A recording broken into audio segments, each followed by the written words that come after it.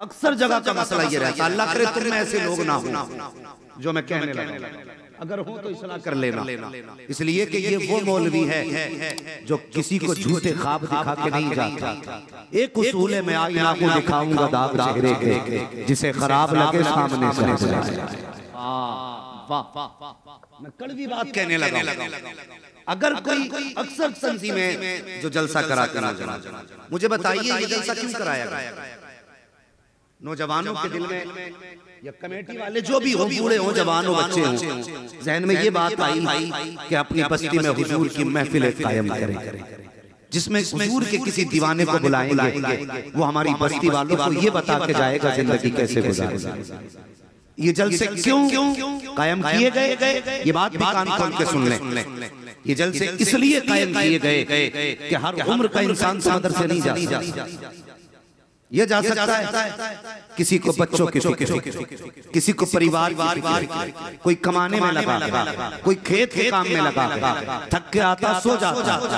अक्सर लोगों को उम्र गुजरने के बाद मदरसा जाने का वक्त नहीं मिलता। तो ये जलसे कायम किए गए कि एक रात ऐसी महफिल रखी जाए जिस रात में दीन की भी बातें हों, दीन वाले की भी बातें। ये सोच करके जलसे कायम किए गए। अब जब जलसे कायम हुए तो जाहिर है इसमें जब खर्च बढ़े तो कमेटी वालों ने पैसे इकट्ठा करना शुरू किया। ये डायरी देखी, मुझे ख्याल है, कॉपी देख कितने पैसे आए? 36,000 नकद, हाँ बाकी है। और ये आपसे ताबून किया। यकीन जाने मैं सिर्फ एक बात जानता, जलसा कितने दिन में हो जाता आप बताएंगे? कमेटी वालों को छोड़ के कोई खाली हाथी बताएगा जलसा कितने दिन में हो जाता है? बज़ाहिर तो जलसा 8 घंटे में मुकम्मल हो, लेकिन इसकी तैयारियां महीनों होती। कितने दिन? महीने तक तैयारियां होती हैं। मुझे बताइए ये जलसा कराने वाले किसी के दरवाजे पे गए, कहा भाई हुजूर की महफिल होनी है, क्या ताउन करना है? तो जिसको हुजूर से प्यार है वो जेब में हाथ डालता। अगर 10 की उसकी अहमियत थी, उसने 10 रुपए, 50 की थी 50, 100 की थी 100 दी, तो 10 वाला गरीब नहीं बोलता, ना देने वाला अमीर बोला करता।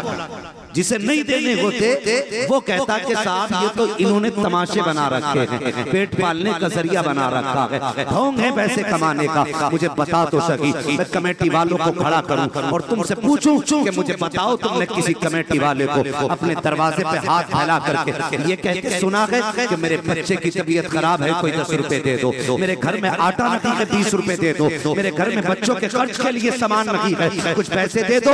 कोई है जो किसी कमेटी वाले को ये साबित कर दे कि ये अपने बच्चे के इलाज के लिए 100 रुपए लेने आया था, अपनी बीवी के इलाज के लिए 500 लेने आया था, अपने शौक के लिए 1000 लेने आया था? कोई साबित नहीं कर सकता। अगर नहीं कर सकते तो मुझे बता, अगर ये तेरे दरवाजे पे गया है किसके लिए गया? अपने लिए गया? नहीं। अपने बच्चों के लिए गया? नहीं। अपने बाप के लिए गया? नहीं। फिर किसके लिए गया? अगर गया है तो रसूल पाक के लिए गया है, मुस्तफा के जिक्र के लिए गया है। तुम अगर धक्के दोगे तो तुम्हें क्या लगता है ये दलील हो जाएगा? वो कमेटी वालों दिल थोड़ा मत करना, कोई धक्के दे बर्दाश्त कर लेना, या दिल टूटेगा। क़यामत के दिन मुस्तफा तुम्हें सीने से लगा देगा। नारे तकबीर, नारे रिसालत, फैज़ाने मखदूमे सिंसा, मसलके आला हज़रत अल्लामा मुफ्ती हम्माद साहब किबला।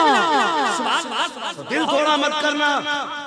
मेरे हुजूर ने फरमाया था, मेरे आका ने फरमाया था, जो अच्छा काम करता है लोग उसकी टांग खींचते, उसका पीछा करते। और ये बात मैंने कही थी हजरते अली रज़ी अल्लाह तआला के ताल्लुक से।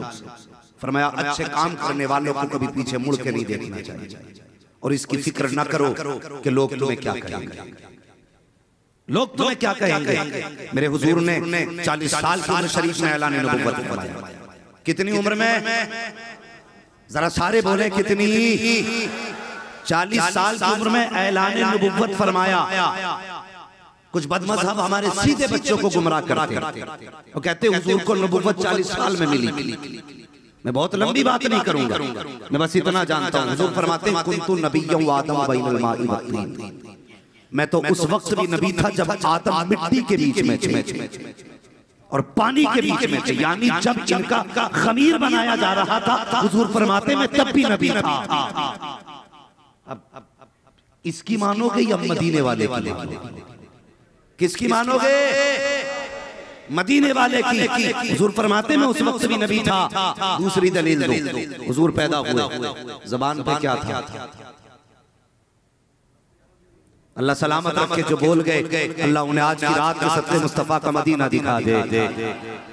हाँ, हुजूर की ज़बान पे था रब्बे हबली, जोर से रब्बे हबली उम्मती। उम्मती का मतलब होता मेरी उम्मत। क्या मतलब हुआ इसका? हुजूर पैदा हो रहे हैं, कहते हैं अल्लाह मेरी उम्मत को मेरे हवाले फरमा दे। क्या मतलब इसका हवाले फरमा दे?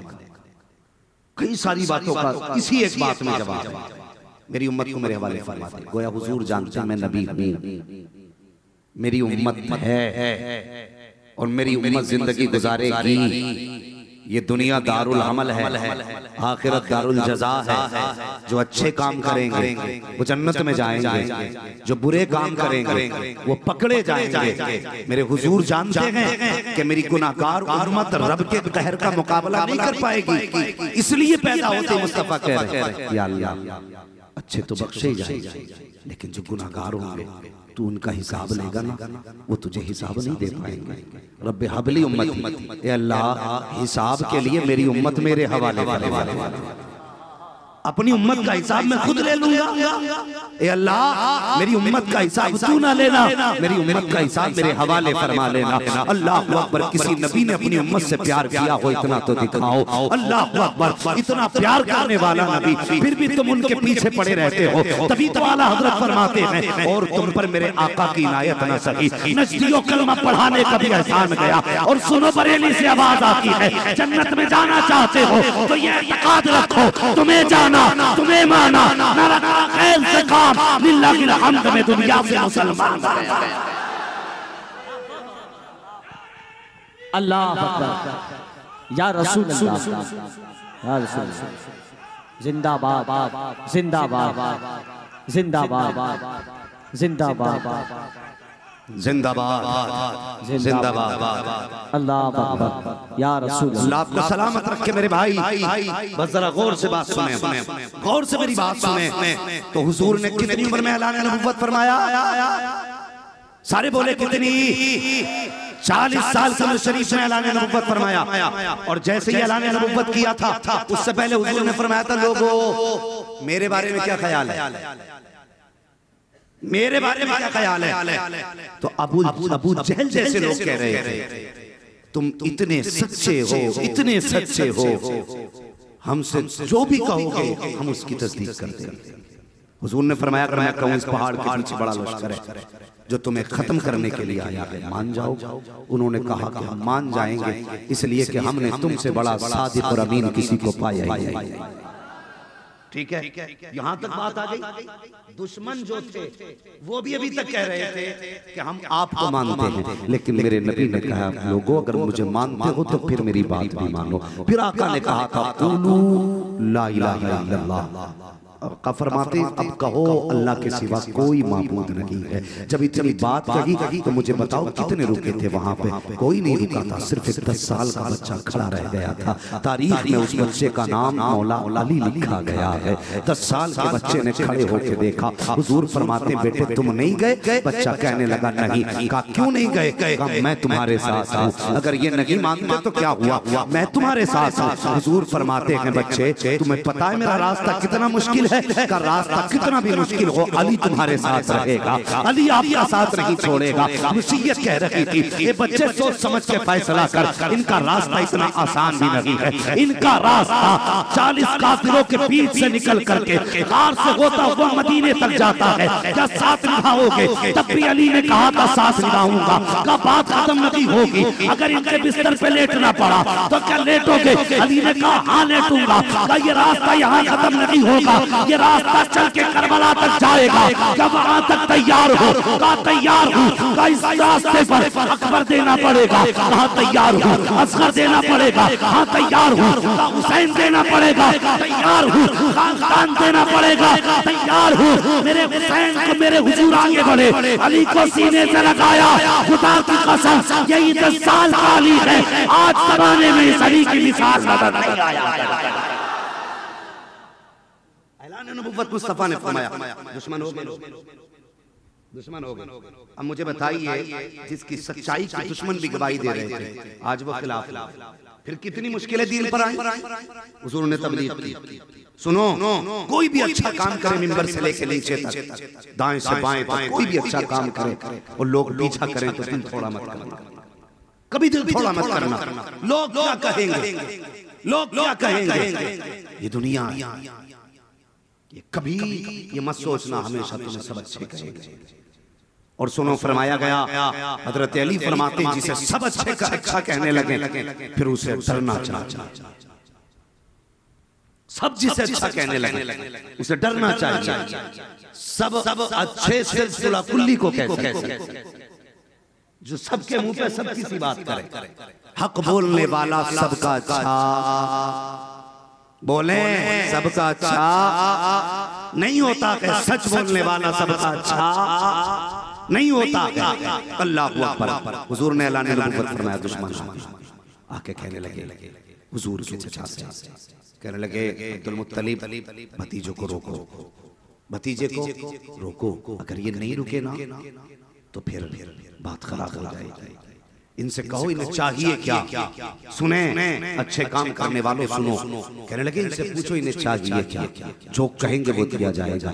अगर इन्हें दौलत की जरूरत है हम दौलत देंगे, अगर खूबसूरत लड़की चाहिए तो अरब में जो सबसे खूबसूरत लड़की होगी वो इनके निकाह में दे दी जाएगी। लेकिन इनसे कहेंगे अपना ये तबलीग का काम रोक दे। जब चचा ने हुजूर को बुलाया, कहा भतीजे सुनो तो सही, आज मक्के के बड़े बड़े सरदार इकट्ठा होके आए थे, उन्होंने कहा था भतीजे को रोको, जो चाहिए उन्हें हम वो देने को तैयार है। मेरे हुजूर ने इतना सुना तो जानते हो क्या कहा था? आका फरमाते मेरे चचा अगर ये मक्के वाले मेरे एक हाथ में सूरज रख दें, दूसरे हाथ में चांद रख दें और मुझसे कहीं अपना काम रोक दे, फरमाते चचा मैं अपना काम फिर भी नहीं रोकूंगा। अल्लाहु अकबर। फिर क्या ना हुआ हुजूर के साथ, ओ यार राहों में कांटे मुस्तफा के बिछाए गए। क्या तबलीग का काम रुका? नहीं रुका। हुजूर के ऊपर कूड़ा डाला गया, तबलीग का काम रुका? नहीं रुका। हुजूर पे कौन सा सितम न किया गया? हर सितम किया गया। अल्लाह अकबर। कौन सा सितम? एक सितम उठाओ शाबे अबी तालिब, जिसमें 3 साल तक मुस्तफा को कैद किया गया और ऐसा बाइकाट किया गया। मक्के के लोगों ने कहा था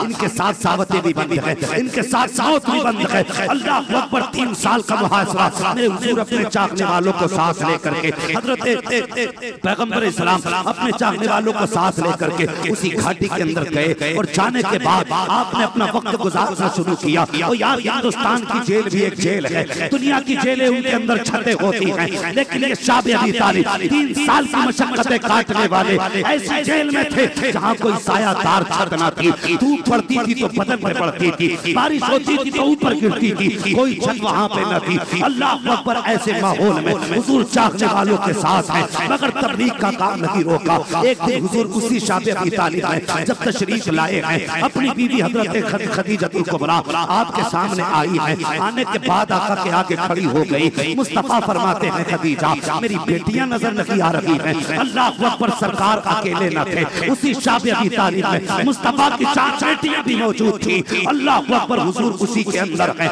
आका करीम की बेटियां भी हैं। गालिबन दूसरी रिवायत के मुताबिक 2 बेटियां उसके अंदर मौजूद हैं, लेकिन इतना पक्का है हजरत फातिमा ज़हरा भी मौजूद हैं। अल्लाह अकबर। हुजूर फरमाते बेटी नजर नहीं आ रही है। जब इतनी बात कही ना बेटी नजर नहीं आ रही है, हजरत खदीजतुल कुबरा की आंख में आंसू आ गए, रोने लग गई। आका फरमाते खदीजा बात क्या है? अर्ज करती है या रसूल अल्लाह बेटी मेरी कमर के पीछे छुप के खड़ी है, या रसूल अल्लाह मेरी कमर के पीछे है। आका फरमाते किस लिए? का उनका चेहरा भूख से उतरा हुआ है और इस ख्याल से सामने रखी आ रही है, अगर अब्बा हमारा चेहरा देखेंगे तो परेशान हो जाएंगे। आज कई दिन का फाका फातिमा का हो चुका है, इसलिए फातिमा सामने रखी आ रही है। मेरे हुजूर ने इतना सुना है, सैयदा को आवाज दी है, सैयदा फातिमा सामने आई है। मुस्तफा फरमाते हैं बेटी क्या हाल है? रो के कहती है अब्बा जान आज भूख बर्दाश्त नहीं हो रही है, और घर में बैठ कर छह टाइम खा करके अच्छे काम करने वालों के खिलाफ भौंकने वालों, कौन सा चेहरा मुस्तफा को दिखाओगे? कौन सा चेहरा आका के सामने लेकर के जाओगे? आका करीम की कुर्बानियां देखो। बेटी ने कहा था अब्बा कई दिन का फाका है, अब भूख बर्दाश्त नहीं होती है। मेरे हुजूर ने बेटी का हाथ पकड़ा है। तुम्हें क्या लगता है अगर हुजूर कह देते तो खाना ना मिलता? मेरे मुस्तफा ने बेटी का हाथ पकड़ा और पकड़ने के बाद आपने उसी सिगार का चक्कर लगाया। एक दरख्त के नीचे पत्ते पड़े थे, हुजूर ने पत्ते इकट्ठा किए हैं, बेटी की गोद में डाले। सैयदा फातिमा ने बाप का चेहरा देखा, ये नहीं कहा था अब्बा क्या कर रहे हो, ये क्यों दिए जा रहे हैं? वो मुस्तफा जाने रहमत की बेटी थी। आका करीम ने बेटी की गोद में पत्ते डाले, सरकार ने बेटी की गोद में पत्ते डाले हैं। अल्लाह अकबर, बेटी बाप का चेहरा देख रही है। सरकार फरमाते हैं फातिमा लो इन पत्तों को चबा के भूख मिटा लो। अल्लाह अकबर, ये नबी का सबक है। जब बेटी से कहा है ए फातिमा इन पत्तों को खाओ और भूख खत्म कर लो, इतना कहना था और सारे फरिश्ते कांप जाते हैं, रो के गिरिया और जारी करते हैं। ए मेरे मालिक, अगर पहले नबियों की उम्मत ने खाने मांगे हैं तो जन्नत से उतारे गए हैं, ये कोई आम बेटी नहीं है, ये तेरे महबूब की बेटी है। देख तेरा पैगंबर अपनी बेटी को पत्ते खिला रहा है। मालिक इजाजत दे हम जन्नत से खाने लेके चले जाएं। ए मालिक इजाजत दे, अगर तू कहे मैं सलवा उतार दिया जाए। रब ने फरमाया फरिश्तों चुप हो जाओ, ये मेरे महबूब का मामला है, इसको मैं जानता हूँ या मेरा मुस्तफा जानता है। ये कहकर फरिश्तों को चुप किया गया। उसके बाद मुस्तफा के हाथ उठ गए। आका करीम ने कहा था ए मेरे परवरदिगार, मैंने आज अपनी फातिमा को पत्ते खिलाए हैं, इसके बदले में मैं तुझसे महल नहीं मांगता हूँ, ऐशो इज्जत नहीं मांगता हूँ, दुनिया की हुकूमत नहीं मांगता हूँ, बस इतना चाहता हूँ अगर इसका बदला देना चाहे तो इतना करना, मेरी गुनाहगार उम्मत को जन्नत का परवाना अता फरमा दे। अल्लाह अल्लाह।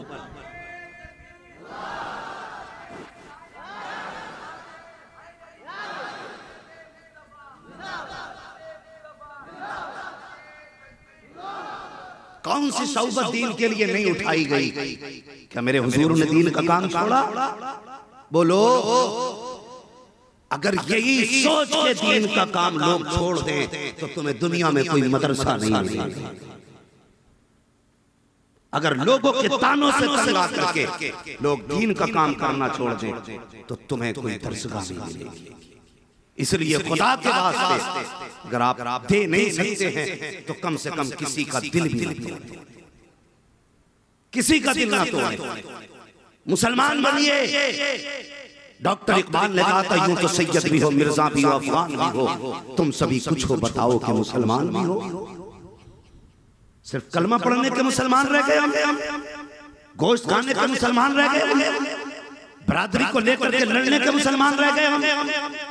ये मसाइल नहीं है बहस के लिए, मसाइल ये हैं कि हमारे घरों के झगड़े कैसे खत्म।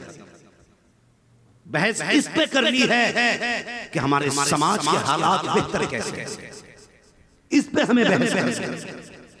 इसको सोचना है हमारे घरेलू झगड़े कैसे खत्म, इस पे कोई गौर नहीं। आज हर बंदा ये चाहता है कि मुझे सबसे ज्यादा दौलत मिले, हर बंदे की सभी इसी पे लगे, मुझे मिल जाए। भाई भाई का गिरबान पकड़ रहा है, जायदाद की औलाद बाप के ऊपर डंडा लेके खड़ी है दौलत के लिए। कई बेटों की कहानियां सुनाऊं, कितने बेटों ने अपने बाप को इसलिए मारा कि साहब ये जमीन देने तैयार नहीं। ये हमारे हर घर की कहानी है। और यार ये दौलत कितने दिन, कब तक ये दौलत रहेगी? एक दिन मर जाना, कोई साथ दौलत लेके नहीं जाएगा। बापों से गुजारिश करूंगा खुदा के वास्ते तुम भी जरा इंसाफ से काम करो, इंसाफ से काम करो। जो शरीयत ने बेटों का हिस्सा रखा है जायदाद में वो बेटों को दिया जाए, जो शरीयत ने बेटियों का हिस्सा रखा है जायदाद में वो बेटियों को दिया जाए। कितने लोग देते? मेरे हिसाब से तो 5% भी लोग नहीं देते। और जरा इंसाफ करें, दिल पे हाथ रख के रखें, शरीयत ने बेटी का हिस्सा रखा है जायदाद में। आपको जरूरत हो ये पूछने की कितना हिस्सा है तो उलमा से आके पूछिए कि बेटी का हिस्सा कितना है और बेटे का हिस्सा कितना है। अगर बेटी का हिस्सा दिए बगैर मर गए तो मौलवी हो, मुफ्ती हो, बिजनेसमैन हो, किसान हो, मजदूर हो, अल्लाह उस वक्त तक जन्नत नहीं देगा जब तक बेटी के एक एक सिक्के का तुमसे हिसाब नहीं लेगा। हाँ, कुछ दिन पहले एक बच्ची को तलाक हुई। सुनो भाइयों, मेरी बात सुनो, अंदाज़े बयान मेरा बहुत शौक नहीं है, शायद कोई उतर जाए तेरे दिल में मेरी बात। बेटियां जब बाप जिंदा होता है ना तो अपने आप को शहजादी महसूस करती है।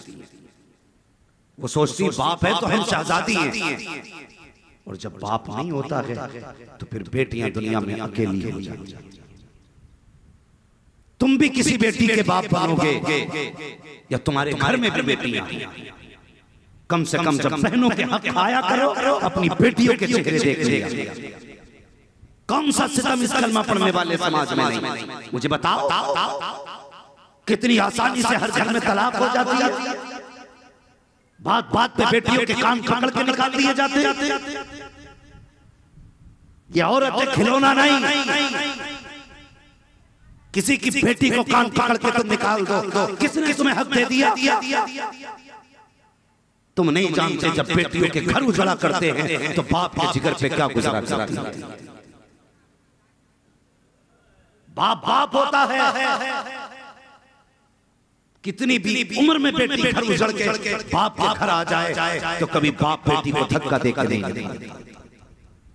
अभी कुछ दिन पहले की कहानी, एक औरत को तलाक हुई, उसका फोन मौलवी साहब के पास आता है। वो कहती है मौलाना दुआ करो अल्लाह मुझे मौत दे दे। ये दिन देखना था बेटियों को जिनके लिए हुजूर ने कहा मेरी बेटी मेरे जिगर का टुकड़ा है। आज वो बेटी मौत मांग रही है। हमारे समाज को सोचना होगा जन्नत तुझे कैसे मिलेगी। सोच और गौर कर। मेरे हुजूर ने फरमाया था जिसने 3 बेटियों को पाल पाल के बड़ा कर दिया मोहम्मद उसे जन्नत की जमानत दे। आज वो बेटी मौत मांग रही है। क्यों? किसी को दोष बाद में देना। इस बेटी ने जो कहा कि दुआ कर मौलवी अल्लाह मुझे मौत दे दे, बताओ इसे बजरंगियों ने सताया था,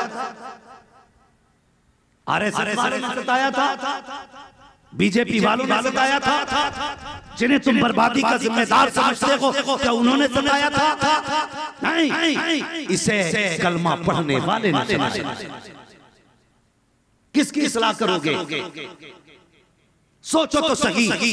मौलवी साहब कहने लगे बहन बता तो सही हुआ क्या है? उसने कहा मेरे पास 2 बच्चियां हैं, मेरे शोहर ने मुझे तलाक दे दी। अल्लाह अकबर। उसने कहा एक बच्ची की उम्र 6 साल है, दूसरी बच्ची की उम्र मेरी 8 साल है। बताओ तो सही इन बच्चों को लेके जाऊं मैं कहाँ जाऊं? कहा क्या हुआ? कहा जब मुझे तलाक हुई मैं अपने बाप के दरवाजे पे आ गई, बाप ने अपने घर के अंदर रखा। अल्लाह अकबर। जब मुझे बाप ने घर के अंदर रखा मेरे बाप ने कभी मुझे कुछ एहसास नहीं होने दिया, कोई तकलीफ नहीं होने दी। जब मैं छुप छुप के रोती थी मेरे बाप ने कहा था बेटी उदास ना हो, अभी तेरा बाप जिंदा है। कब मेरे बाप की उम्र 70 साल थी उसने सुबह साइकिल उठाई और मजदूरी के जाके चौराहे पे खड़ा हो गया। किसी ने कहा था चला जा तू मजदूरी के लायक नहीं है, कोई कहने लगा तुझसे मजदूरी कराते हुए शर्म आती है। कब मेरे बाप ने लोगों के आगे हाथ जोड़े, मुझसे कहा मेरे घर मेरी बेटी आ गई है, मुझे मजदूरी पे रख लो, काम करा लो, मुझे बेटी का भी पेट पालना है, उसके बच्चों का भी पेट पालना है। रो के कहती मेरे बाप ने लोगों के हाथ जोड़ के मेरे लिए मजदूरी करके पेट पाला।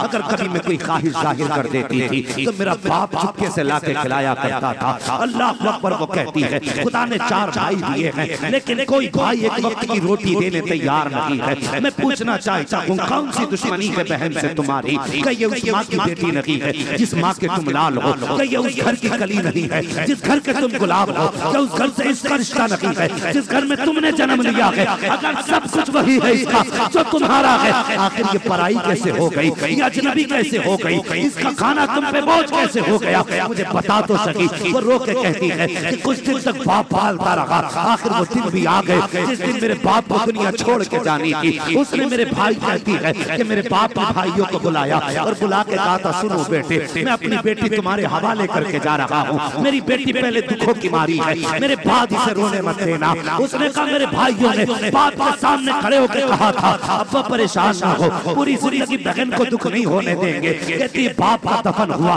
उसके जनाजे को दफनाने के बाद जैसे कुछ दिन गुजरे हैं, हमारी भाई कहने लगे, ए बहन तुझे दूसरा घर खरीद के दे देते हैं, तेरी वजह से घर में झगड़े हो रहे हैं, तेरे बच्चे घर में लड़ाई करते हैं। जब इतनी बात भाइयों ने कही, मेरी चीख निकल गई। मैंने रो के कहा कि मुझे घर से बाहर न निकालो, मैं तुम्हारे टुकड़ों पे नहीं आई, मैं इस हवेली में इसलिए रहती हूँ कि इस हवेली से मेरे बाप की यादें जुड़ी हैं, मेरी माँ की यादें जुड़ी हैं, इसलिए इस हवेली में आई हूँ। कहा जब भाइयों ने न माना, एक दिन मेरा हाथ पकड़ा, धक्का देकर घर से बाहर खड़ा कर दिया। उसने कहा, मौलवी बता, मैं जाती तो कहाँ जाती, बाप की कब्र पर बैठी हूँ, कब्रिस्तान में आई हूँ, और मुझे बता, अगर तेरी बहन रो के घर छोड़ गई, तुझसे किसने कह दिया कि तुझे सबसे जन्नत दिलाएंगे। अगर जन्नत में जाना है, मस्जिद बाद में जा, टूटा हुआ दिल बहन का पहले तोड़ दे। अगर बहन राजी हो गई तो खुदा भी राजी हो जाएगा, मदीने वाला मुस्तफा भी राजी हो जाएगा। ये हालात है हमारी कौम के। आज मसाइल ये नहीं है कि कौन कितना क्या कर रहा है, इस पे बहस की जाए। आज मसाइल ये हैं कि हमारी कौम किस रविश पे चल रही है, इस पे बहस की जाए। आज ये सोचने की जरूरत है कि हमें करना खुदा के वास्ते कभी बेटी और बहनों का दिल न दुखाना, दिल मत दुखाना। और तुमसे गुजारिश है, किसी की बेटी को आसानी से बिला वजह तलाक ना दे। बात बात पे नमक ज्यादा हो गया तो हाथ पैर चल रहे, मिर्च तेज हो गई तो पिटाई शुरू। क्या हुआ भाई, नमक पसंद के खिलाफ तो क्या करेगा, का बस उठाया डंडा, शुरू हो गया। कोई है ऐसा जो ये सोचता हो कि मेरी बेटी दुखों में जिंदगी गुजारे? है कोई इतने बड़े मजमे में? हर बाप ये चाहता है कि मेरी बेटी जहां जाए सुकून की जिंदगी चाहता है कि नहीं? हर कोई बात समझ रहे हैं ना मेरी? मैं उर्दू बोल रहा हूँ। हर बंदा ये चाहता है मेरी बेटी सुकून से जिंदगी गुजारे। तो याद रखो, और ये बात दिल की तख्ती पे लिख लो, दिल की तख्ती पे लिख लो। अगर तुम चाहते हो तुम्हारी बेटियां सुकून से रहें तो दूसरे की बेटियों को इज्जत दिया करो। अल्लाह तुम्हारी बेटियों को इज्जतें अता फरमाए। जिम्मेदारी आपकी है, जिम्मेदारी आपकी है कि आप दूसरों की बेटी को इज्जत दें। और एक खुराफात और बढ़ती जा रही है, जहेज की डिमांड बहुत हो रही है, कैश मांग रहे हैं लोग, कैश। हाँ हजरत, वो अगर 4 दिन डॉक्टर के पास चला जाना और सिर्फ सुई लगानी आ जाए तो फिर 10 लाख से कम डिमांड नहीं है इसकी। वो बात अलग है, कई के इंजेक्शन से मार चुका है। आधा डॉक्टर है, नीम हकीम खतरे जान, नीम मुल्ला खतरे ईमान। आधा डॉक्टर जान के लिए खतरनाक है, आधा मौलवी ईमान के लिए खतरनाक।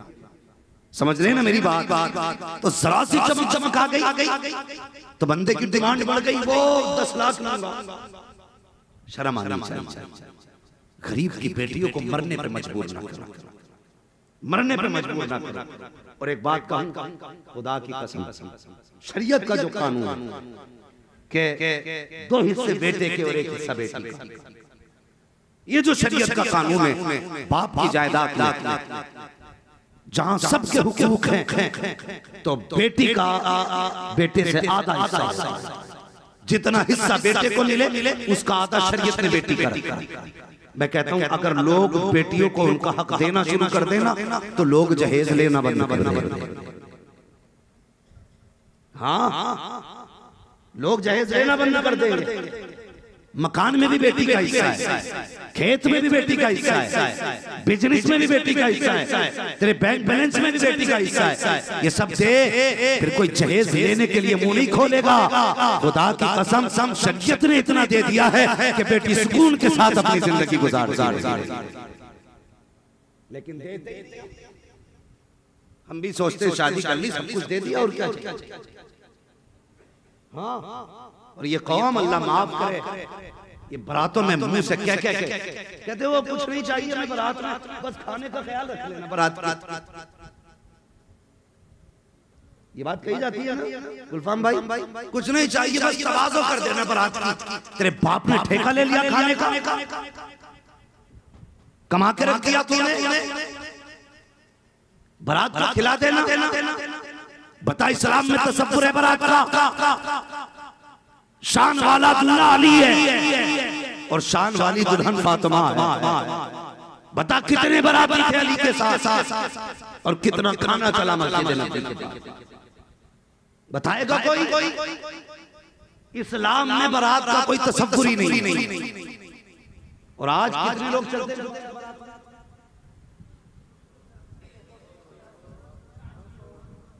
कितने, अल्लाह अकबर, 300 से लेके 500 600 तक लोग। हाँ हाँ वही बारात, वही ठलुए लोग जिन्हें कोई काम नहीं, वो बाराती ढूंढते रहते। गलत नहीं कह रहा हूं, हुजूर ने फरमाया निकाह आसान करो। इतने मुश्किल हो गए निकाह, बेटी जवान हुई गरीब की, वो यार उसने बेटी जवान की पालने के बाद जवान कर दी बेटी। उसके बाद रिश्ते की बात आई तो 5 लाख का भिखारी दरवाजे पे आया, कोई 10 लाख का कुत्ता दरवाजे पे आके बैठ गया, मुझे 10 लाख चाहिए, 20 लाख चाहिए। हराम के जो लेने चला आया, यूं ही मुंह फैला के चले आते हैं। जब खाने की बात आई कहता बारात को ठीक ठाक खाना देना। 600 लोग लेकर के गरीब के दरवाजे पे जाके बैठ गए। मुझे बता तो सकी, तेरे जहेज की लिस्ट पहले से मौजूद थी, तेरे कैश की लिस्ट पहले से मौजूद थी, ऊपर से 500 लोग खाने के लेके जाते हो। मुझे बताओ तो सही क्या मतलब होता है 600 लोगों को ले जाने का? ओ यार एक गरीब से पूछो, उसने बेटी के निकाह के इंतजाम कितनी मुश्किल से किए हैं, कैसे बेटी को रुखसत कर रहा है। 600 लोग बारात में जाया करते हैं, फिर भी शर्म नहीं आया करती है। 600 लोग जाकर के बैठते हैं, आधा खाते आधा फेंका करते हैं। और उसके बाद गरीब बाप को देखा करो, कभी इस कोने में घूम रहा है, कभी उस कोने में है, लोगों से कह रहा कोई कमी रह जाए तो माफ कर देना,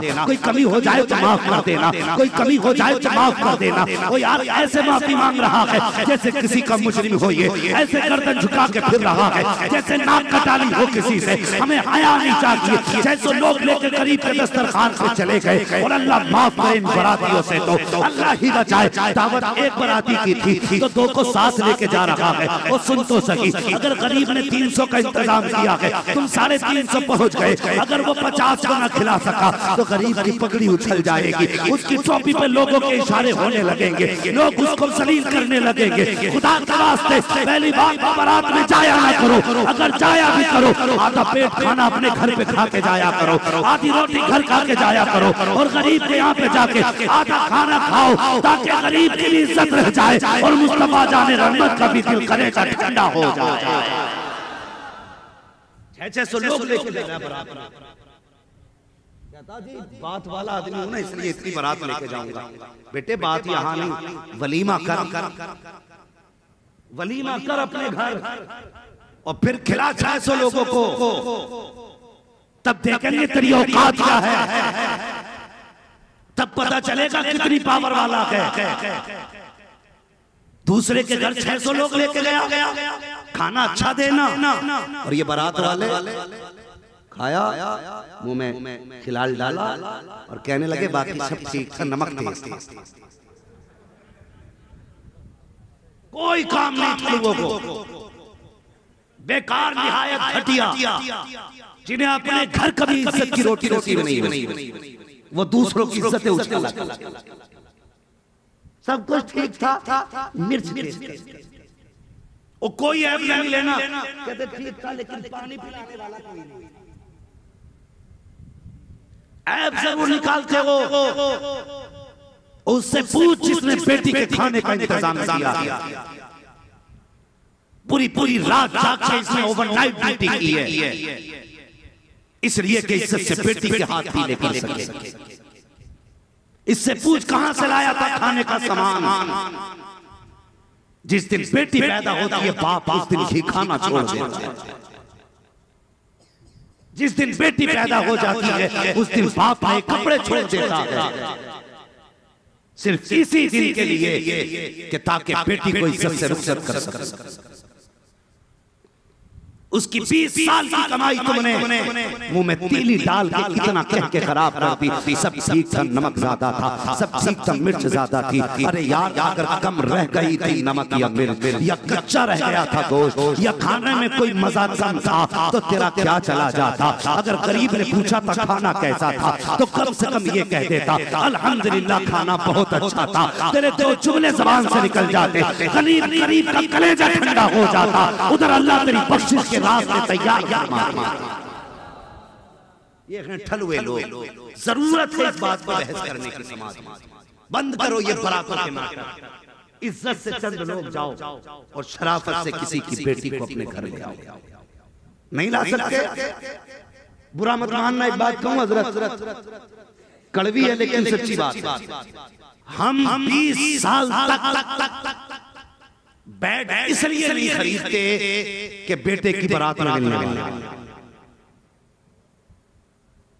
20 साल तक सोफा इसलिए नहीं खरीदा कि बेटे को जहेज में मिले।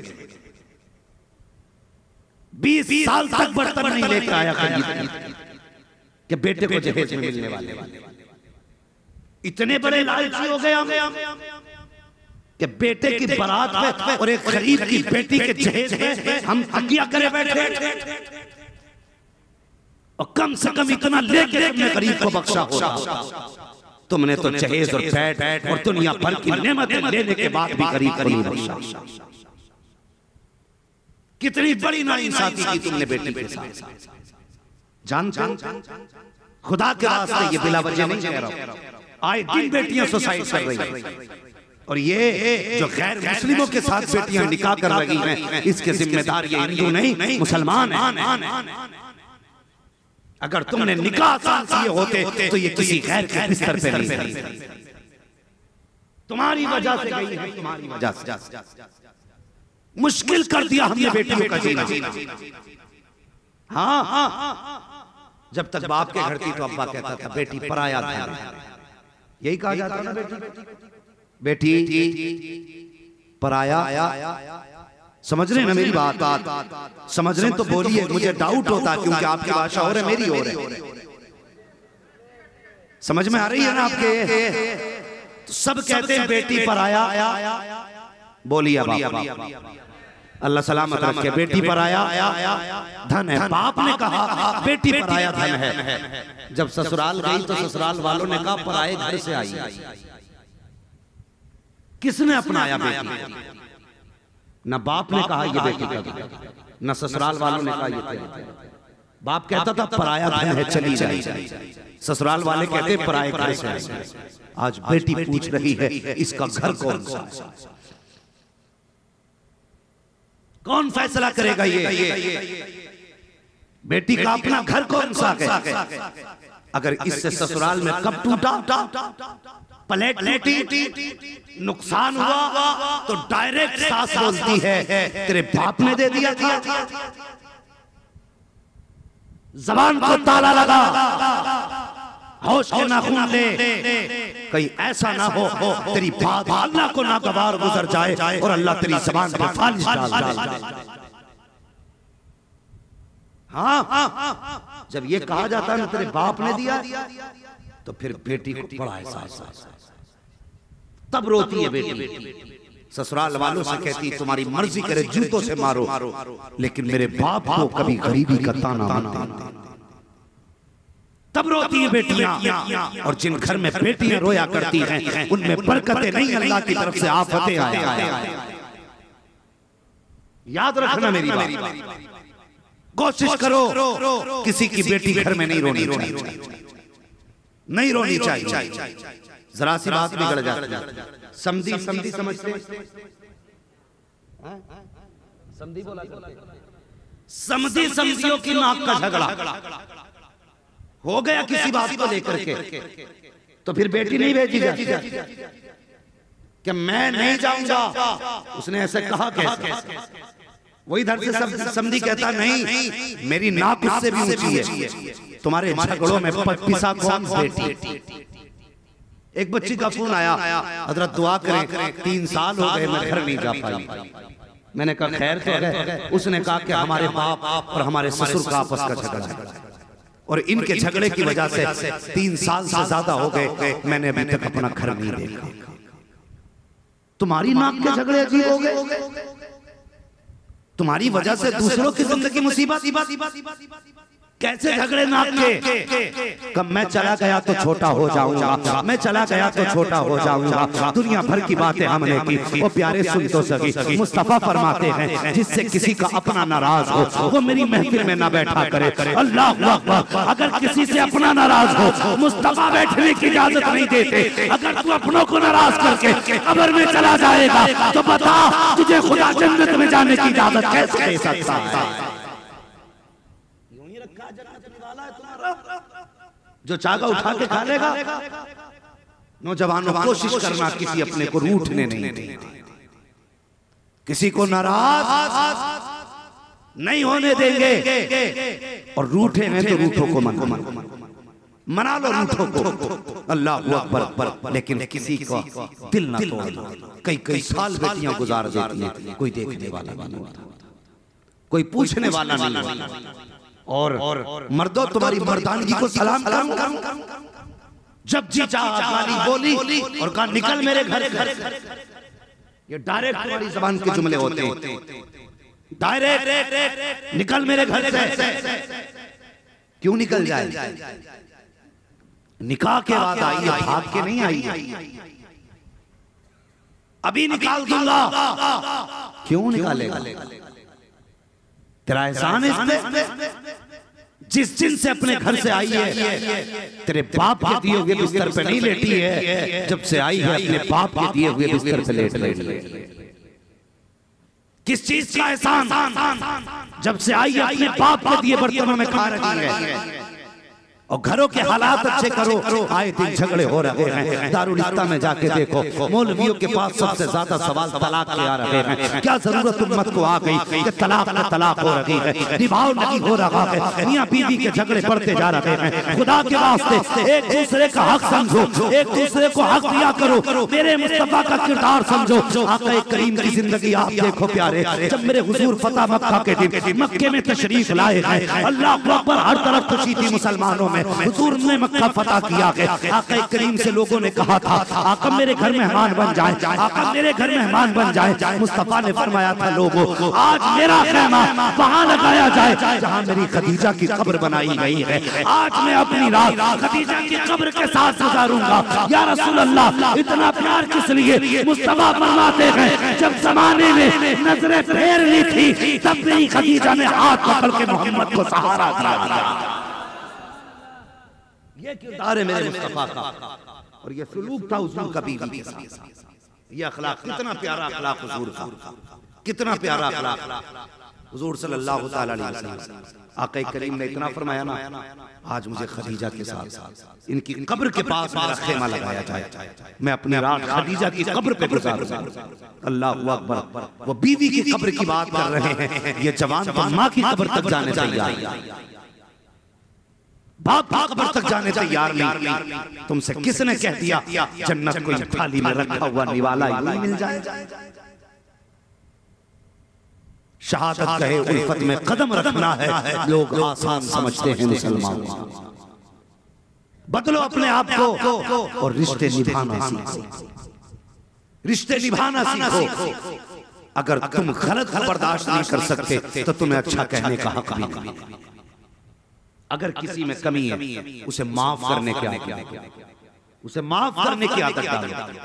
मेरे हुजूर की जिंदगी देखो, जब हुजूर ने कहा ना मुझे अपनी रात अपनी खदीजा के साथ गुजारनी है, या रसूल अल्लाह खदीजा से इतना प्यार है।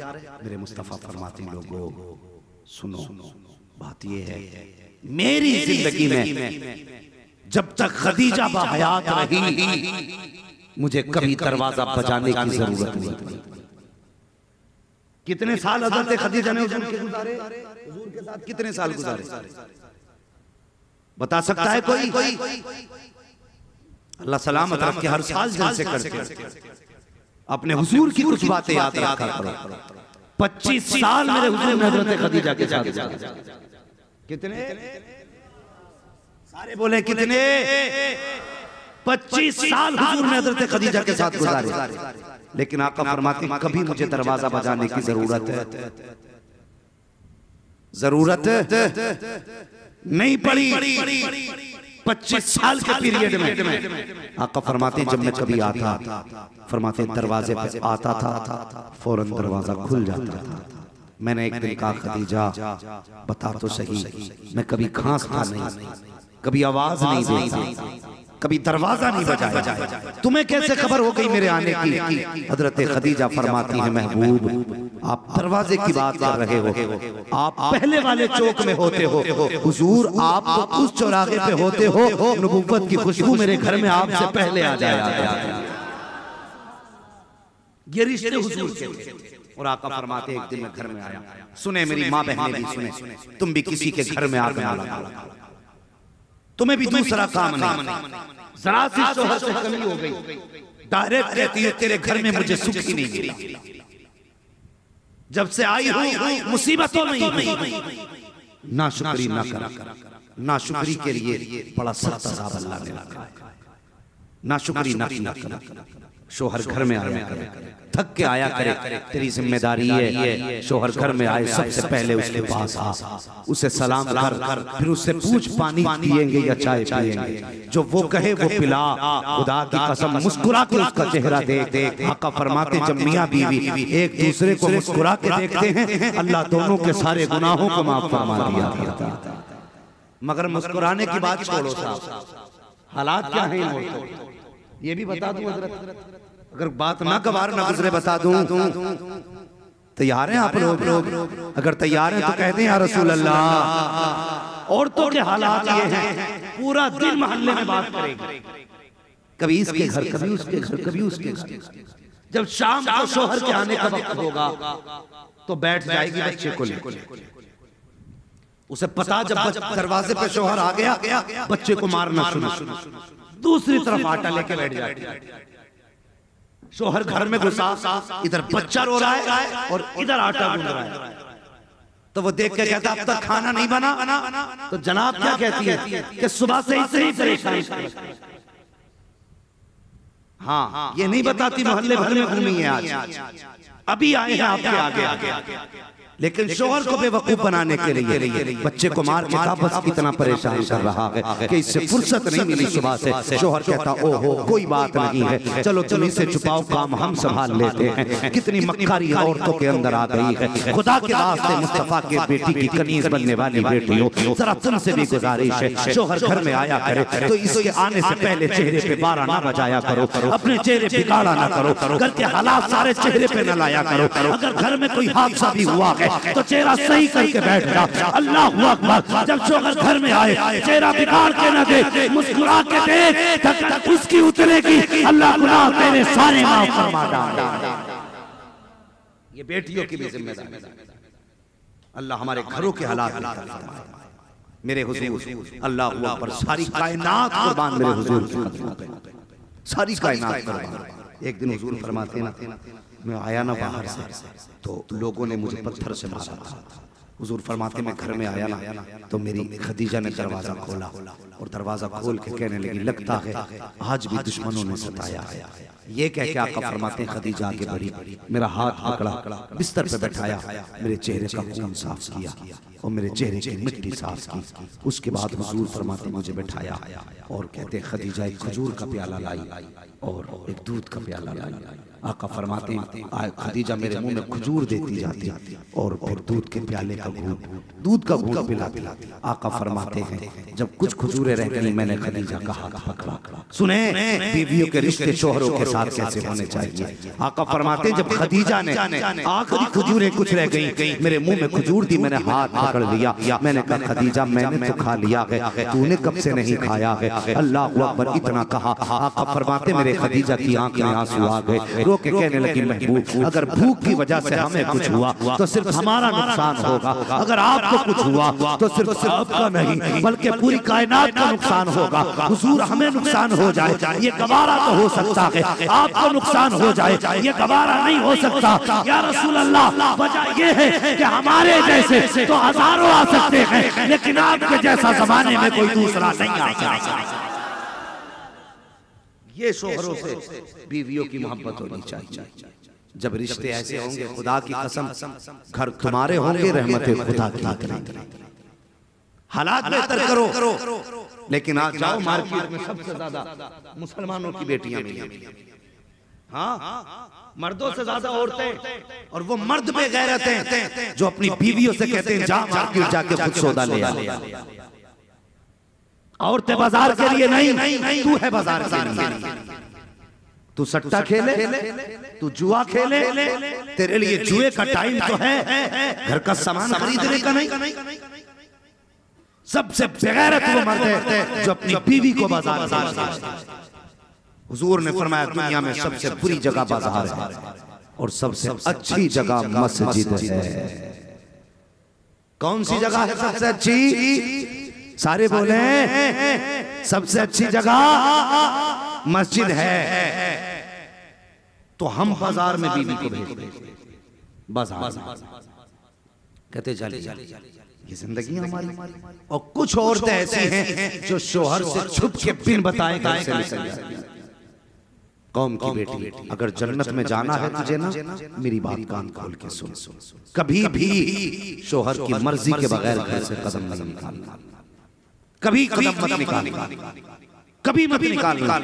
अगर तुमने बेटियों को ये तालीम दे दी कि बेटी मर जाना, कभी पर्दे के खिलाफ कदम मत उठाना, खुदा की कसम अमल बेटी करेगी, जन्नत के रास्ते तुम्हारे लिए खोल दिए।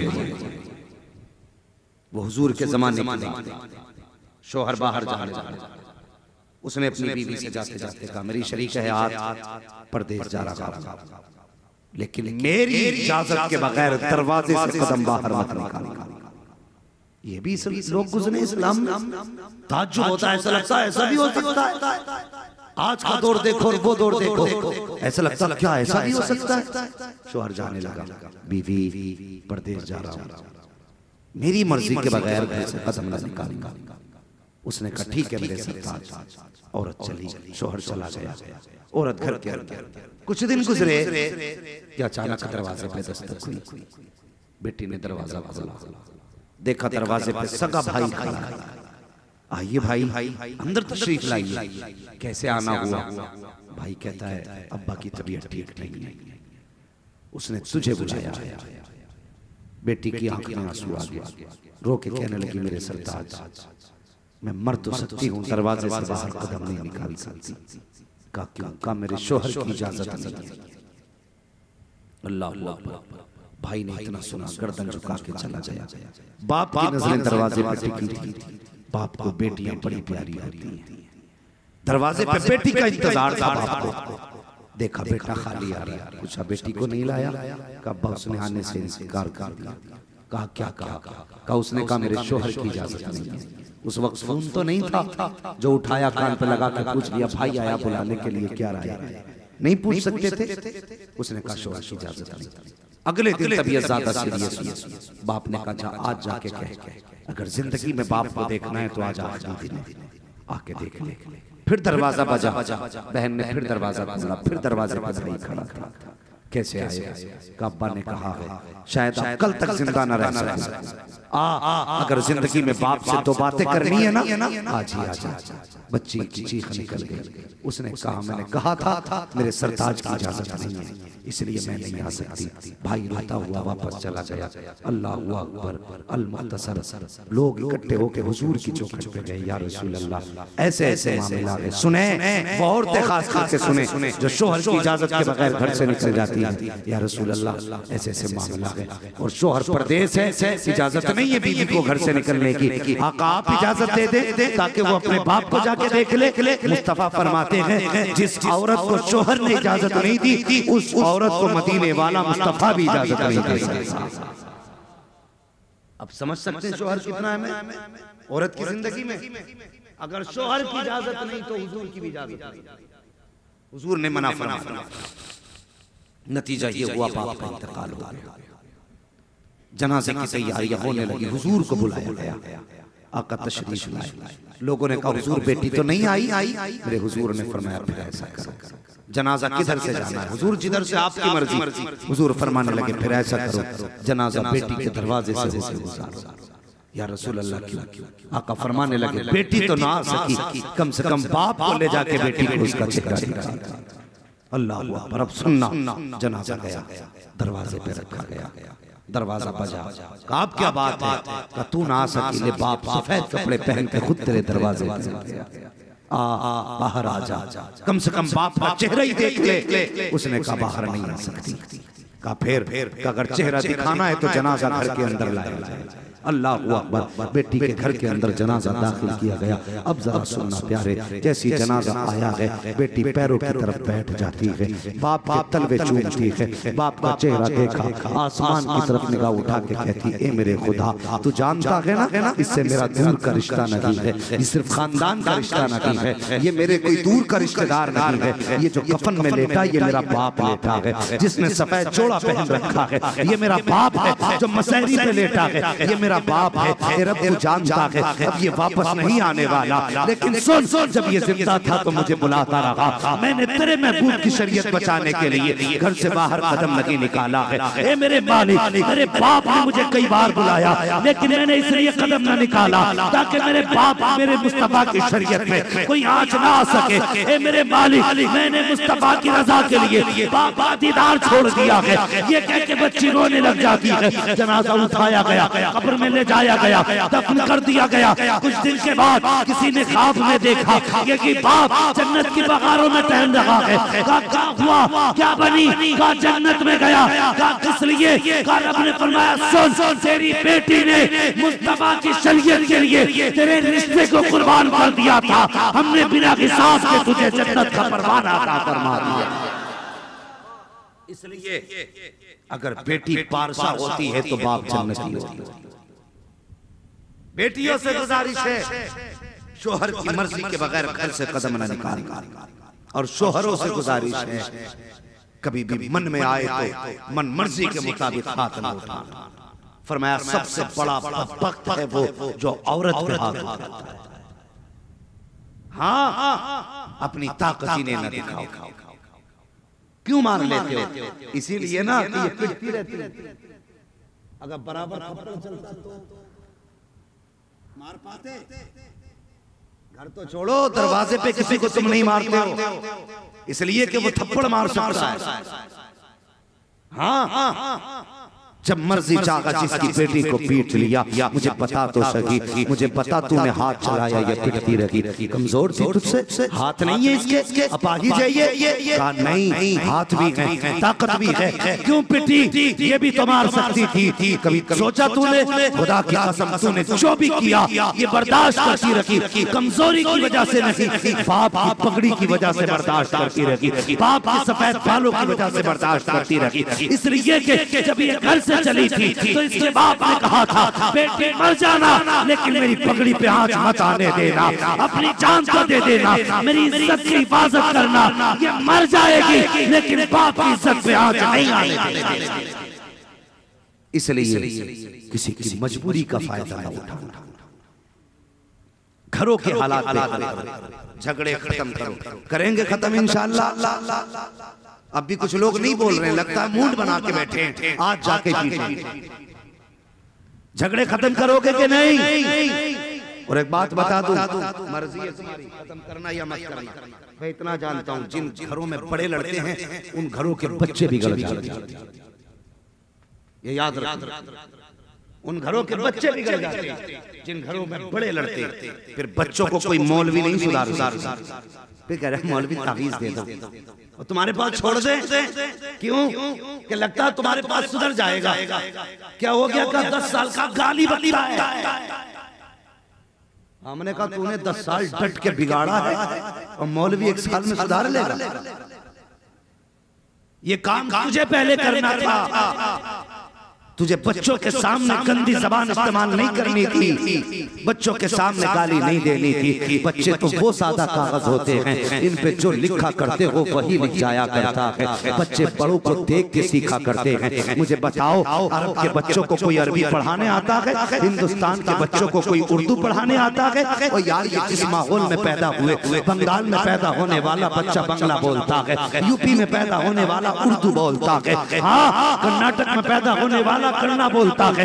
सब अपनी अपनी भाषा बोलते हैं। इन्हें किस उस्ताद ने पढ़ाया? कोई पढ़ाने नहीं आया। बाप को बोलते सुना, बच्चा बोलने लग गया। बाप ने बंगाली भाषा बोली, बेटा बंगाली बोलने लगा। बाप ने अरबी बोली, बेटा अरबी बोलने लगा। बाप ने इंग्लिश बोली, बेटा इंग्लिश बोलने लगा। अगर ये जबान तेरी सुन के बोला है तो गाली भी तेरी सुन के बोल रहा है। तूने गाली बकी तो बेटा बोल रहा है, तूने बदतमीज बोला तो बेटा बोल रहा है। आ उठा, एक तारीख तुझे बताऊं। एक बुजुर्ग बहुत बड़े गुजरे हैं, असर का वक्त का सफर कर रहे थे, नमाज का वक्त आया, पानी नहीं था, तलाश करने लगे पानी कहाँ मिलेगा। दूर दूर तक पानी न मिला। एक कुआं नजर आया बस्ती के करीब। आप गए और जाने के बाद आपने देखा कुएं में पानी तो है लेकिन नीचे है पानी। आपने डोल रस्सी को तलाश किया, कहीं डोल और रस्सी न मिली। आपका ये हाल देख करके छत पे एक छोटी सी बच्ची खड़ी थी, उम्र 6-7 साल की। उसने देखा, देख के समझ जाती है चेहरे का नूर बता रहा है कोई दीनदार आया है, पगड़ी बता रही है कोई आलिम दीन है, लिबास बता रहा है मुस्तफा का गुलाम है। बच्ची छत से देख के कहती है क्या बात है जनाब, बड़े परेशान नजर आ रहे हो। कहते बेटी असर का वक्त हो चुका है, पानी नहीं है, मुझे पानी निकालने के लिए कोई डोल और रस्सी नहीं मिल रही है। अल्लाह अकबर, इसलिए परेशान हूँ। अगर पानी ना मिला तो वुजू कैसे करूंगा, नमाज भी पढ़नी है। बच्ची ने इतना सुना, मुस्कुरा के कहती बस इतनी सी बात? कहा हाँ, कहा लो पानी अभी मिल जाता है। ये कह के बच्ची छत के किनारे के करीब आई है। आने के बाद बच्ची ने कुएं की तरफ मुंह किया है और यार कुछ पड़ा नहीं बल्कि थूक दिया कुएं की तरफ। जैसे थूकना था अभी थूक पानी में नहीं गया, पानी उछल के कुएं के किनारे तक आके खड़ा हो जाता। बच्ची कहती है जनाब कर लीजिए वुजू। जब इतनी बात बच्ची ने कही ना वुजू कर लीजिए तो वुजू तो किया जनाब ने, नमाज भी पढ़ी। कहने लगे बेटी एक बात बता, तुझ पे तो अभी रोजे भी फर्ज नहीं, नमाज भी फर्ज नहीं, फिर ये तूने फजीलत कैसे हासिल कर ली कि तूने थूक दिया और कुएं का पानी किनारे पे आ गया? उसने कहा बाबा ये राज की बात है। कहा कौन से राज की बात? उसने कहा किसी को बताना नहीं। बात यह है जब हम रात को बिस्तर पे लेटते हैं ना तो हमारी माँ ने 100 दानों की तस्बीह बना के दी है। कितने दानों की? 100 समझते हैं ना? 100 दानों की, 100 दाने की तस्बीह बना के दी है। कहा मेरी माँ उस वक्त तक नहीं सोने देती है जब तक मैं हुजूर पे 1000 मर्तबा दुरूद नहीं पढ़ लिया करती थी। वो बच्ची कहती है कोई इबादत का कमाल नहीं, ये हुजूर पे दरूद पढ़ने का कमाल है। पता चला जैसे बच्चों को तरबियत दी जाती है बच्चे वैसे ही बना करते हैं। इसलिए अगर चाहते हो नस्ल अच्छी हो तो बच्चों को तरबियत अच्छी। घरों में गालियां बकेंगे, झगड़े करोगे घर में? नहीं, अगर अच्छी नस्ल चाहते हो तो घरों के हालात बेहतर करो, घरों के हालात बेहतर करो। अगर किसी की औरत बहुत ज्यादा खराब है, हर वक्त शोहर से लड़ती रहती है, फरमाया गया उसे सब्र के साथ बर्दाश्त कर। जो अपनी बद किरदार औरत को निभा के आखिरत में आएगा, फरमाया गया अल्लाह उसे हजरत अय्यूब अलैहिस्सलाम के सब्र के बराबर सवाब अता फरमाएगा। इतना बड़ा सवाब अल्लाह ने रखा। हाँ, इसलिए गुजारिश है हालात बेहतर करो। आज मसाइल ये नहीं है कि चंदा कितना है, मसाइल ये नहीं है कि इन लड़कों ने क्या किया। आज जरूरत इन मसाइल पे बात करने की है कि हम निकाह आसान करेंगे, बेटियों के निकाह आसान करेंगे ताकि आसानी के साथ निकाह हो सके और हमारी बेटियां इज्जत से रुखसत हो सके। ऐसा बंदा जो जहेज की डिमांड करे उसका सोसाइटी में भाई काट किया जाए। हाँ, और जन्नत में जाना चाहते हो ना, अब तक मैंने जन्नत नहीं बांटी लेकिन जन्नत का रास्ता बता के जा रहा हूँ, और वो रास्ता जो कुरान ने भी बताया है, साहिब कुरान ने भी बताया है। हुजूर फरमाते हैं, कुरान कहता फक्कुरा जो किसी की फंसे हुए की गर्दन छुड़ा देगा, अल्लाह उसे बेहिसाब जन्नत अता फरमा देगा। हाँ, अगर जन्नत में जाना चाहते हो, देखो कोई गरीब है और उसके घर में बेटियां हैं, यतीम है बेटियां, बेवा की बच्चियां हैं, अल्लाह ने तुम्हें साहिब इस्तिताअत बनाया है, जानते हो, बिना जहेज के उसकी बेटी से निकाह करो, इज्जत के साथ उसे अपने घर में ला करके उसके सर के लिए छत दे दो। खुदा की कसम, तुम गरीब को कम माल से निभा लो, क़यामत के दिन खुदा तुम्हें कम नेकियों के साथ निभाएगा। हाँ, ये जन्नत में जाने के आसान तरीके हैं। कोशिश करें, हालात बेहतर करें, हुजूर की जो तालीमात है हम उन पे अमल करने की कोशिश करें और निकाहों को आसान करें। किसी की बेटी को रोने पे मजबूर न करें, किसी को जहेज के लिए सताएं ना, किसी को जहेज के लिए रुलाएं ना। अगर कोई बाप अपनी बेटी को मर्जी से जो जहेज देता है वो उसकी मर्जी है, सारी जायदाद उठा के दे दे, लेकिन आप डिमांड नहीं करेंगे, मांगेंगे नहीं। अगर तुमने मांगा तो वो जहेज नहीं, जहन्नम का ईंधन है जो तुम्हारे घर में आया। तेरे घर की रौनक नहीं, अल्लाह का अज़ाब आया तेरे घर के अंदर। अब तू कभी सुख से चैन से जिंदगी नहीं गुजार पाएगा, कभी नहीं गुजार पाएगा। जो लोग समझते हैं चैन से जिंदगी गुजारने का एक सबब दौलत होती है, वो गलत है। सुकून तब मिलता है जब खुदा देता है। पता चला कि अमीर गोलियां खा के सोते तब भी नींद नहीं आती, गरीब जहां लेट जाते हैं वहीं नींद आ जाती है। इसकी वजह क्या है? इसकी वजह यह है कि फुटपाथ पे सो जाते हैं अखबार बिछाकर, मजदूर कभी नींद की गोली नहीं लेते, इसलिए कि मजदूर के दिल को खुदा ने सुकून बख्शा है और अमीर के दिल को सुकून नहीं है। दौलत होते हुए नहीं सो पाता, सुकून खुदा की तरफ से होता है, दौलत की तरफ से। इसलिए काम ऐसे करें जिससे अल्लाह दुनिया में भी सुकून अता फरमाए, आखिरत में भी सुकून अता फरमाए। और मरो ना मरो तो अपने बेटों को तो देते ही हो जायदाद, कम से कम बेटी को घर में एक कमरा जरूर दे, ताकि तुम्हारे बेटी तुम्हारे घर पे आए तो उनकी भाभियां उन्हें घर से न निकालें। अगर घर से निकालेंगी तो एक कमरा अगर तुम बेटी को दे के चले जाए तो पूरी जिंदगी अपना हक समझ के बेटी उसमें आती रहेगी। वरना याद रखना, अगर तुम्हारी वजह से बेटी रोई तो अल्लाह कब्र में करवट लेने तक की जगह नहीं देगा, करवट लेने तक की जगह नहीं। इतनी तन तबर कर दी जाएगी कि करवट तो क्या, तुम उसके अंदर जो पसलियां मिला दी जाएंगी ये तक नहीं खुल पाएंगी। बेटियों के साथ इंसाफ करके जाओ, इन्हें रुला के ना जाओ, इन्हें कम से कम कमरा दे के चले जाओ। और याद रख, तो बेटे को सारी संपत्ति दे दे। बेटा कितनी बार तुझे इसाले सवाब करता है, साल में एक बार बरसी करता है। कभी बाप के लिए बेटा कुरान नहीं पढ़ता, लेकिन ये बेटियां जिनको तुमने कुरान पढ़ाया, जब जब कुरान लेके बैठती तब तब हाथ उठा के कहती है, या अल्लाह मैंने जो कुरान पढ़ा है इसके बदले में मेरे बाप के गुनाहों की मग़फ़िरत फरमा। ये बेटियों के साथ इंसाफ करो, इनके साथ ज़्यादती ना करो। और बापों तुमसे भी गुजारिश है, हाँ तुम ये मत समझना सारे हक तुम्हारे बेटों पे ही है, तुम पे भी बेटों का हक है। जहां बेटों से बाप के बारे में हिसाब होगा, वहां बाप से बेटों के बारे में हिसाब होगा। इसलिए अल्लाह से डरें, जिसका जो हक है वो उसका हक अदा करें। बात बात के लिए किसी का दिल न दुखाएं, किसी को तकलीफ न दें। आज घर घर में झगड़े हैं, भाई भाई से नाराज है, हुजूर को कैसे मुंह दिखाओगे मुझे भी बता दो। किसी का भाई नाराज है, सुबह उठना उसे मना लेना, राजी कर लेना। बात नाक की आ जाए, कोई कहे तुझे शर्म नहीं आई, बड़ा बेगैरत है, पहले आके सलाम किया, कह देना मैं गैरत को देखूं या मदीने वाले की मोहब्बत को देखूं।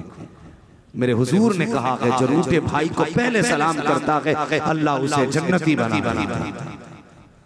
तो सबसे पहले हम अपनों को राजी करें, भाई भाई के झगड़े खत्म करो, बाप बेटे की नाराजियां खत्म करो, खानदान खानदान के झगड़े खत्म करो। सिर्फ एक रस्सी थाम लो, वो रस्सी मेरे महबूब मुस्तफा जान रहमत की मोहब्बत की रस्सी है। सारे इस रस्सी में बन जाओ और दुनिया को बता दो कि मोहम्मद से वफा तूने तो हम तेरे हैं। ये जहां चीज है क्या, लोहो कलम तेरे हैं। या अय्युहल्लज़ीना आमनू दुखुलू फिस्सिल्मि काफ़ा, ए ईमान वालो पूरे पूरे इस्लाम में दाखिल हो जाओ। ये मतलब है दुरंगी छोड़ दे रंग हो जा, सरासर मोम हो जा, या फिर सरासर संग हो जा। हमें हुजूर से मोहब्बत करनी है। नौजवानों, अल्लाह तुम्हें सलामत रखे। इतनी रात को आए बैठे हो, इतनी रात तक तुमने हुजूर की बातें सुनी है। अल्लाह सबको मुस्तफ़ा जान रहमत का सच्चा इश्क अता फरमाए, हुजूर का सच्चा प्यार अता फरमाए, और इसी तरह हमें हुजूर की बातों में जिंदगी गुजारने की तौफीक अता फरमाए। जो लोग नहीं आए हैं यकीनन या तो वो सो रहे होंगे या मोबाइल चला रहे होंगे, दो ही काम कर रहे हैं। या तो सो रहे होंगे या मोबाइल चला रहे होंगे। सो के भी रात गुजरनी है, मोबाइल चला के भी रात गुजरनी है। नसीब वाले हैं जिन्होंने रात मुस्तफा की महफिल में बैठ कर गुजारा। अल्लाह क़यामत में पूछेगा, बता उस रात कहाँ था। तो जो मोबाइल चला के रात गुजार रहे हैं वो अपने हिसाब का इंतजाम करें, जो सो के गुजार रहे हैं वो अपना हिसाब देखें। खुदा की कसम जो जलसे में आके बैठे हैं मुबारकबाद के लायक हैं। अल्लाह पूछेगा रात कहाँ गुजारी, कह देंगे मालिक दुनिया सो रही थी, हम तेरे महबूब की बातों में रात भर जागते रहे, रात भर जागते रहे थे। ये महफिलें बड़ी बरकत वाली महफिलें। अल्लाह करीम इस महफिल को कबूल फरमाए, नौजवानों की मेहनत को कबूल फरमाए, और मैंने जो गुफ्तगू की है अल्लाह इस पर पहले मुझे अमल की तौफीक अता फरमाए, उसके बाद पूरी उम्मत मुस्लिमा को अमल खैर की तौफीक अता फरमाए। बिलखुसूस अराकीन कमेटी, मेंबरान जलसा, और जितने भी इस जलसे को सजाने वाले, सुनने वाले, आने वाले, जाने वाले हैं, अल्लाह सबको आज के जिक्र के सदक़े में मुस्तफ़ा के मदीने की हाज़िरी नसीब फरमाए। पीछे वाले आमीन नहीं कह रहे हैं, कुछ और चाहिए। अल्लाह ताला सबको करोड़पति बना दे। चालाक लोग, होशियार लोग, अल्लाह सबको मुस्तफा के मदीने का मेहमान बना दे। सुभान अल्लाह, ये है बात। मदीने की बात आई तो तड़प के बोले, और जब दौलत की बात आई तो ठोकर मार दी। क्या करेंगे करोड़ों का, हमें तो दौलत भी वही अच्छी लगती है जो मदीने ले जाने के काम आ जाए, है ना। अल्लाह ताला हम सब के माँ बापों को सलामत रखे, और जिनके माँ बाप दुनिया से चले गए अल्लाह उनको जन्नत नसीब फरमाए। नौजवानों, एक काम और करना है, हर जवान आज के बाद हर जुमे को कब्रिस्तान जाया करे, ये जरूरी समझ लेना। हर जवान जो जा सकता है कब्रिस्तान तक हर जुमे को जरूर जाया करे, इसलिए कि तुम्हारे अपने कब्रिस्तान में तुम्हारा इंतजार कर रहे हैं, वो तुम्हारी राह तक रहे हैं, तुम जाओगे उनका दिल खुश हो जाएगा। अगर बाप दफन है ना कब्रिस्तान में, तुम कब्र देखोगे, अल्लाह तुम्हें बाप की कब्र के बदले में जन्नत अता फरमाते हैं। जाएंगे हर जुमे को कब्रिस्तान इंशाअल्लाह। जोर से बोलो, ईद के दिन बहन के घर जरूर जाना है, बोलो इंशाअल्लाह। कुछ लोग डर रहे हैं, ये मौलवी खर्चे की बात तुम्हारे जाते हो, दे के आते हैं ना, अल्लाह सबको देने वाला। हाँ, ईद के दिन दुनिया नए कपड़े पहन कर मेले जाए, तुम बहन के घर जाना, बेटी के घर जाना। खुदा की कसम, मेले जाके कलेजा इतना ठंडा नहीं होता जितना बहन के दरवाजे पे जाके कलेजा ठंडा हो जाता है। इसलिए जुमे के दिन कब्रिस्तान जाना है, और हर ईद में बहन के घर जाना, बेटी के घर जाना।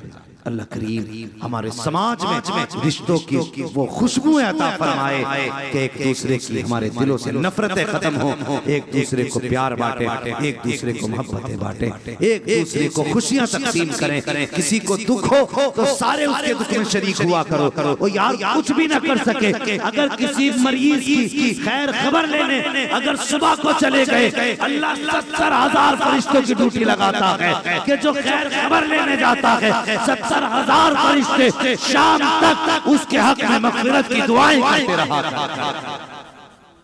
कितने फरिश्ते? कितने? 70,000 फरिश्ते दुआ करते हैं, अल्लाह इसे बख्श दे, इसे बख्श दे। बता, जिसके लिए दुआएं फरिश्ते करते हो, फिर उसके लिए जन्नत कितनी आसान हो जाएगी। कोई बीमार हो ना तो आपको उसके यहाँ जरूर जाना है। उसकी इयादत के लिए। कुछ लोग ऐसा भी करते, माफ करना हंसाना मकसूद नहीं है, बताना मकसद है। ऐसा भी करते हैं, कुछ लोगों को पता हो प्रधान बीमार है, मुखिया बीमार है, चाय जरूर मिलेगी तो 3 बार देखने के लिए जाए चाय के चक्कर में। ऐसा ना करना, बोझ न बनना, जाना खैरियत मालूम करना और वापस आ जा ताकि अल्लाह तुम्हारे पीछे 70,000 फरिश्तों की ड्यूटी लगा दे। इसलिए जाना जरूर है। एक बात और अपने समाज से कह जाऊं, आखिरी बात है, बस दिल मजबूत करके इसे भी बर्दाश्त कर लेना। अगर तुम्हारे अपने मुसीबत में घिरे हो तो अपने पैसे को संभाल के मत रखना, अपने पैसों को उनसे बचा के मत रखना। इसलिए कि पैसा मेहनत से हासिल किया जा सकता है, लेकिन रिश्ते मेहनत से हासिल, जोर से रिश्ते मेहनत से हासिल नहीं किए जाते। और अमीर बनने का तरीका यही है, अगर तुम्हारा अपना मुसीबत में हो तो दौलत उस पे लुटा दो, खुदा इतना देगा कि तेरी 7 पुश्तों का भला कर करेंगे। ये काम भी इंशाअल्लाह। बड़े बड़े मक्कार लोग पता चले बहन अस्पताल में है या अपनी खाला अस्पताल में है, मोबाइल बंद कर ले, चील गाड़ी लगा देता मोबाइल ताकि फोन ना आ जाए। हाँ मुझे भी पता फ्लाइट मोड बोलते हैं उसको, लेकिन मैंने कहा मुझे अच्छा लगा। मैं कहता हूँ लोग चील गाड़ी लगा देते ताकि किसी का फोन ना आए। अगर कर दिया फोन तो बच्चे से उठा, बेटे क्या आपको घर पे नहीं? वो फोन उठा के कहता अब्बा घर पे नहीं। ये झूठ, और उठा भी लिया खुद ने। कहता क्या बात है? कहा भाई हॉस्पिटल में हूँ, 10,000 की जरूरत थी, बस डॉक्टर ने कहा है 10,000 चाहिए, ब्लड चढ़ेगा। कहता ओ अब मांगे हैं, कल बताती तो दे देता, अभी फला आया था लेके चला गया, अब तो देने के लिए कुछ भी नहीं है। बेवकूफ हैं वो लोग जो ये समझते हैं बहन को देने से कम होता है, बहन के मांगने से कमी आती है। खुदा की कसम बहनों को और अपनों को देने से कम नहीं होता है, बल्कि अगर रिस्क में बरकत ना हो, रिस्क में तंगी आ गई हो, रोटियों के लाले पड़ गए हो, किसी से तावीज मत लेना, किसी के पास मत जाना, बस इतना करना, अपनों को बुलाना, दावत करना, दस्तरखान पर बैठाना, हाथ सुन के आएंगे, रहमत खुदा की उतरने लगेगी। करेंगे ये काम इंशाअल्लाह। इंशाअल्लाह जोर से कह दो इंशाअल्लाह। हाँ अगर ये कहना हो मौलवी बड़ी कड़वी बातें करके गया तो जितना मारना अलाउद्दीन भाई को मारो, इन्होंने ही बुलाया। हाँ और अगर ये पिटते पिटते थक जाए तो कमेटी पकड़ लेगा। मगर याद रखना जितनी बातें मैंने कही हैं तुम्हें धोखा देने के लिए नहीं, बेवकूफ बनाने के लिए नहीं। मैं 10 मिनट में तुमसे नारे लगवाता, वाह वाह करके चला जाता, मुझे भी आती है ये बातें। बस मैं ये सोच के आया तुम्हारा भी 1-1 मिनट कीमती है, मेरा भी 1-1 मिनट कीमती है। इस वक्त में जो तुमने रात गुजारी है न जाग के, इसमें हुजूर की बातें भी हुई हैं, उनके दीन की बातें हुई हैं, सिर्फ इसलिए ताकि अल्लाह जिक्र की बरकत से हम सबको अमल की तौफीक अता फरमा दे। जोर से कह दो। और जिन जिन लोगों ने दुआओं के लिए कहा है मौला करीम उनकी जायज़ मुरादों को पूरा फरमा दे। या अय्युहल्लज़ीना आमनु दुखुलू फिस्सिल्मि काफ़ा, ए ईमान वालो इस्लाम में पूरे पूरे दाखिल हो जाओ। इस्लाम में पूरे पूरे दाखिल होने का मतलब ये है, ऐसा नहीं होना चाहिए निकाह का मौका है और डीजे बज रहे हैं, निकाह सुन्नत है, गाने बज रहे हैं, निकाह सुन्नत है, तमाशे हो रहे हैं। नहीं मुसलमानों, नौजवानों अहद कर लो, दुनिया को बता दो तो हम हुजूर के हैं और निकाह भी सुन्नत हुजूर की है, तो घर हमारा होगा बातें मदीने वाले मुस्तफा की होनी चाहिए। हाँ बोलो इंशाअल्लाह। कुछ कह रहे भाई जान? हाँ तो शादी पे भी हुजूर की बातें होनी चाहिए। गाने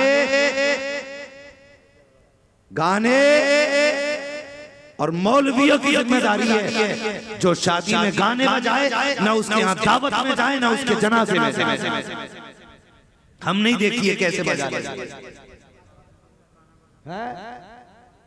हाँ समाज वाले और जिम्मेदारी अगर ना रोके कोई, बाइकाट करो यार, कैसे हुजूर से मोहब्बत है।